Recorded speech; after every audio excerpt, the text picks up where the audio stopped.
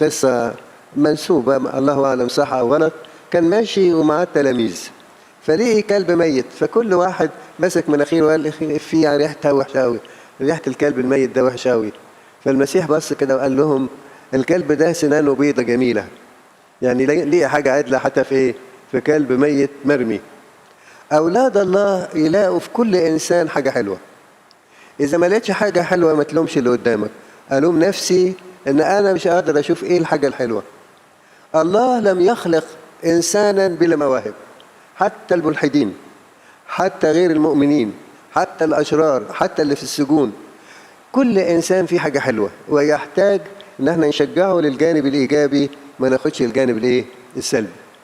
خاصة مع أطفالنا الصغيرين دايما شجع، ما تلومش. لما بتلوم إنسان بتخليه ديبريسد كده وبيفقد الرجاء. احنا عايزينه دايما مليان فرح ومتهلل ومملوء بالرجاء. هاخد الثلاثة الأولانيين وإن شاء الله الرابع برضو لو قدرت. الثلاثة الأولين يقول إيه؟ ليتك تباركني. دي أول طلبة. أول طلبة بطلبها منك يا رب، هحني راسي كده وتحط إيدك على راسي وتباركني.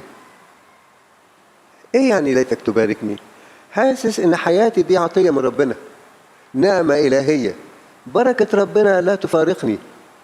ما شفناش يوسف ابن يعقوب لما دخل السجن بكى، بل بالعكس كان بشوش ولطيف لدرجة السجان بص كده قال ايه ده؟ مين الشاب ده؟ قالوا له ده واحد اسمه يوسف. نده له انت فرحان ومفرح الناس. قال له ما احنا قاعدين في العالم هنا نعيش فرحانين. قال له ايه رأيك؟ انا هبقى معاك، انت تمسك الرئاسة وهو مسجون، انت تمسك الرئاسة وتدبر الامور في السجن وانا هبقى بس سند ليك. حاجة جميلة. نفسي كده يديني ربنا ويديكم ان احنا دايما نبقى مليانين رجاء ونفرح الناس بالرجاء. مفيش كلمة تبكيت، مفيش إهانة، مفيش تجاهل أبدا. كل إنسان مهما كانت ظروفه الصحية أو النفسية أو الاجتماعية أو الدراسية أو العمل أو حتى ظروف الكنيسة، ظروفه في الكنيسة، كل إنسان يستطيع أن يعمل عملا مباركا لو شعر أن المسيح ساكن فيه وبيقيم ملكوته جواه وبيعطيه إن حياته تبقى بركة. علامة البركة إنك تلاقي كل أمورك للخير، زي ما قال معلمنا بولس الرسول، يقول كل الأمور تعمل معا للإيه؟ للخير للذين يحبون. لو سألنا هاخد يوسف كمثال. يا يوسف حبيبي إيه رأيك لما أخواتك باعوك كعبد وباعوك في بلد غريبة، ناس رايحين مصر وهيبيعوك لحد غريب؟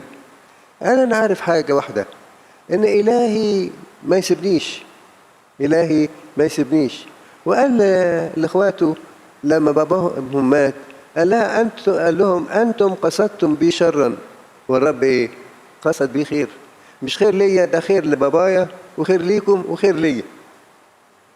نفسنا نعيش بالروح الجميلة دي، كل الأمور تعمل معا للخير. أذكر كان معايا شاب صغير في السن، انتوا عارفين زمان كان واحد يعني في السن بالكتير 9 سنين يخلص ابتدائية وبعدين ياخد 5 سنين مفيش إعدادي عشان يخلص ثانوية عامة.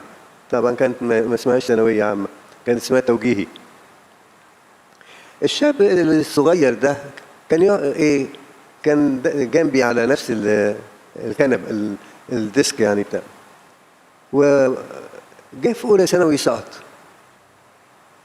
السنة اللي بعدها عاد سقط، مش عارف قعد 2 أو 3 اتطرد من المدرسة. فهو ما اتضايقش، بدأ يشتغل يتعلم صنعة جميلة وهو صغير. راح عند واحد بيصلح عربيات، قال له عايزك تعلمني ازاي اصلح العربيات. وبدأ يظهر ياخد دروس عملية في تصليح العربيات. على ما أذكر على ما خلصنا الثانوية العامة سمعت عنه إن بقي مالتي مليونير. إيه رأيكم؟ مش بنلاقي العينات دي دلوقتي، يقول لك أنا سقطت يبقى ما فيش فايدة. أولاد الله يحولوا الضعف إلى قوة. كان في إنسان دخل كلية العلوم وطلع ساقط في كل المواد، وكان زمان يبصوا للكليات النظرية أقل من العملية. فلما سقط الجامعة حولته من كلية العلوم لكلية إيه؟ لكلية الحقوق. كان زمان الحقوق دي ملهاش قيمة زمان، يعني دلوقتي غير كده.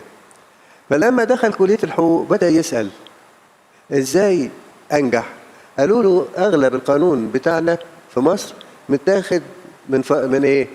باللغة الفرنسية يعني قبل الرومان. فبدأ يتعلم فرنساوي، وكانت المفاجأة إنه بقي جد، فلقي نفسه طالع الأول في سنة أولى. فرح قوي. ثاني سنة بقي طالع الأول، ثالث سنة، رابع سنة طلع الأول، راح داخل إيه كمل دراسات عليا، أخذ بقي دكتوراه وبقي أستاذ في كلية الحقوق. إيه رأيكم؟ احنا للأسف أحيانا تلاقي كده في روح يقول لك أصلي سقطت في الحاجة الفلانية، أصلي مش نافع، مش دور على الحاجة اللي تنجح بيها. الحقيقة من الحاجات الجميلة اللي بلاحظها مش في كل الناس اللي في أمريكا، لكن في عدد كبير من الشبان، إنه ما يأسوش أبدا.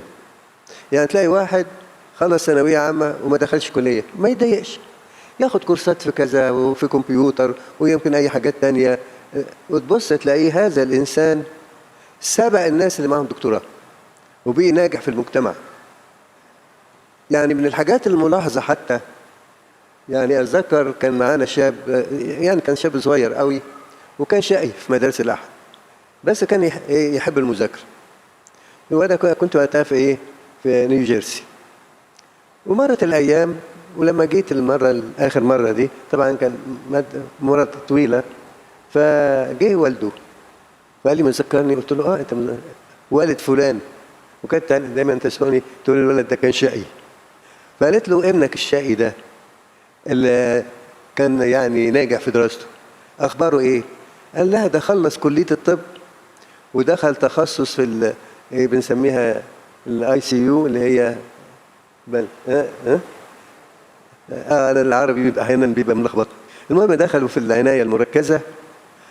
فبيقول لي تعرف ابني ده صغير، الشاب الصغير بقي 35,000 دكتور رشحوه أن يبقى نقيب الأطباء في العناية المركزة. يقول لي دكاترة يمكن سنه 50 سنة وده لسه شاب صغير، يضربوا له التليفون أنا عندي المشكلة الفلانية في العناية المركزة، أعمل إيه؟ يقول له. فنجح نجاح فائق لأنه حاطط في ذهنه نبقى ناجح. دخل طب، دخل هندسة، دخل كمبيوتر، ما تفرقش. اشتغل أعمال حرة قوي. الحقيقة بفرح، يعني إنسان دي يمكن قلتها قبل كده في نيو جيرسي، إنسان خريج جامعة وبعدين قاعد يفكر أعمل إيه؟ مع قرشين كده، فراح مشتري شوية مكن تنظيف وعربية ومش عارف إيه، وبدأ فتح شركة تنظيف. ويروح يتصل بالشركات، تحبوا ننظف لكم الشركة بعد الظهر، انتوا بتخلصوا كام؟ كذا. طيب يوم ايه؟ او مثلا كل يوم من الساعة كذا للساعة كذا. بقي عنده عدد عربيات شغل اعداد كبيرة في التنظيف، وبقي من انجح ما يمكن في تنظيف الايه؟ تنظيف الشركات. مفيش شيء. اذكر انسان اخر، دي بركة ربنا. هذا الانسان كان بيشتغل هنا مهندس وناجح جدا، وبعدين طبعا الكلام ده في نيويورك، كنت في كاليفورنيا. وبعدين إيه لما جه كاليفورنيا فحب يعمل حاجة، فراح جايب اشترى عربية صغيرة بسيطة رخيصة، وبدأ يعمل سندوتشات ويمشي. الشركة الفلانية الفترة بتاعت العمال يطلعوا 10 الصبح لغاية 10 وربع، تانيين دول من 10 ونص ل 12. قال لي أنا بجمع في اليوم من كل عربية كام؟ $500. وده الدولار ده زمان كان قيمة يعني غير دلوقتي. يوم ما سافر من كاليفورنيا لمصر كان عنده كام عربية؟ 16 عربية. واحد من ولاد الكنيسة، بس مش هنا، من القاهرة. فانبسطت انه ايه اللي شغله، ان يقدر يشغل ناس كتير وهم مبسوطين، كل واحد ايه يجيب له عربية ويدفع النص وهو ياخد النص، وبقي يعني امكانياته جبارة. مش بدور على الفلوس، انا بدور على بركة ربنا واحساسه ان ايديه دي اللي بيشغلها مين؟ ربنا. والحتة اللي انا رحت فيها دي من ربنا، والكلية اللي دخلت فيها من عند ربنا. اذكر انه طبعا انا لما دخلت بنك اسكندريه كان يا دوب حركه التاميم وطرد الاجانب بره ايام عبد الناصر يعني، فكان طرد الاجانب كان باركليز بنك. بعدين لما كنت بتعامل مع الموظفين يقولوا لنا رئيسة بنك باركليز العامة في العالم كله جت مرة في الهيد اوفيس هنا في اسكندرية وفي الفرع اسكندرية، وقالت كلمة بيقولوا ما بننساهاش أبدا. قالت لهم فراش ناجح وجد في حياته وفي خدمته أحسن من مدير فرع مهمل. ما يهمش أنا بشتغل إيه، لكن أبقى جد وحي وهطلع وهبقى أنا سعيد جوايا لأن بعمل بروح ربنا اللي ليتك تباركني. الإنسان اللي حاسس ببركة ربنا حتى وهو بيذاكر ما يقلقش، حاسس ربنا هيديله ذاكرة وهيستخدم له كل حاجة خير.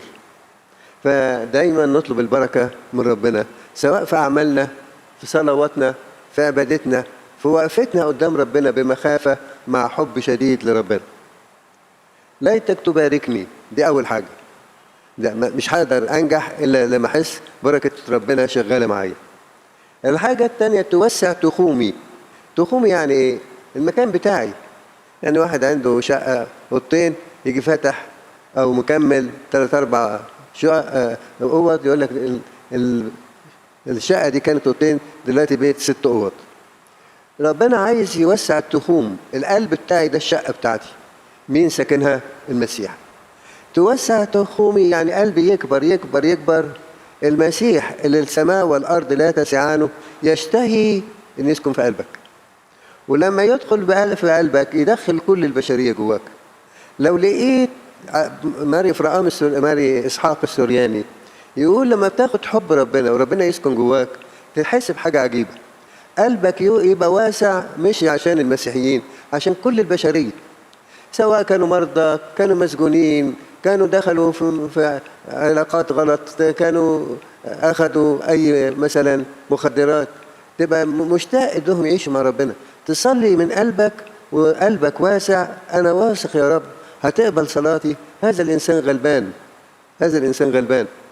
مين فينا لما بيلاقي إنسان واقع مثلا عنده إيدكت في أي حاجة سواء الخمور أو أي أنواع من المخدرات، مين بيبكي من أجله يصلي من أجله؟ عنده إيمان إن الله ممكن يغيره. أولاد الله دايما تخومهم واسعة وساكن فيها المسيح ومقيم ملكوته في الداخل والسماء مفتوحة قدامه، وحاسس إنه أسعد كائن موجود على الأرض، أسعد كائن موجود على الأرض. كنت قاعد كده ببص وأنا قبل ما أجي هنا على طول في الشقة بتاعت الكهنة الاستراحة، وعاملين صورة لأبونا مخيل إبراهيم، ابتسامته الجميلة. بصيت كده لصورته، طبعا نتذكره كنت بعترف عنده مع أنا وأبونا بشوي، فقلت يا ربي هذا الإنسان بالابتسامة دي عاش طول عمره، عمرنا ما شفناه متنرفز ولا متضايق. في يوم بس كده ولد لعب في الهيكل وهو بشماس كده صغير، فيظهر لعب في الشمعة، لعب في حاجة، فبص له وزغر له كده شوية. وبعد ما خلص القداس جه فوجئ الكاهن اللي بيصلي معاه ان ده جه قبل ما يقلع، راح عامل مطانية للطفل واخده في حضنه باسه، قال له حقك عليا يا حبيبي، بس المرة الجاية تبقى واقف حلو كده في الكنيسة، انا بحبك. قال له انت بتعمل مطانية لواحد زي حفيدك؟ قال له هقول لك حاجة بس ما تجيبش سيرة. قال له ايه؟ قال له انا لما بصلي بشوف ملاك على المذبح، اول ما زغرت للولد ده الملاك مشي، فقدمت توبة وانا في القداس، واول ما خلص القداس عملت له المطانية واخدته في حضني علشان مش عشان اشوف الملاك من جديد، لكن عشان اعيش فرحان بالمسيح. نفسنا ربنا يوسع تخومنا لكل الناس، وقبل الناس للمسيح والروح القدس والآب، وأيضا للسمائيين. يقول وتكون يدك معي. إيه يعني تكون يدك معي؟ حاسس إنك أنا مش بشتغل، أنا في الحضرة الإلهية وهو اللي بيديني النوم، فبقول له كده يعطي أحبائه نوما، وهو اللي بيديني السهر واشتغل، أقول له يا رب من غيرك ما أقدرش أشتغل.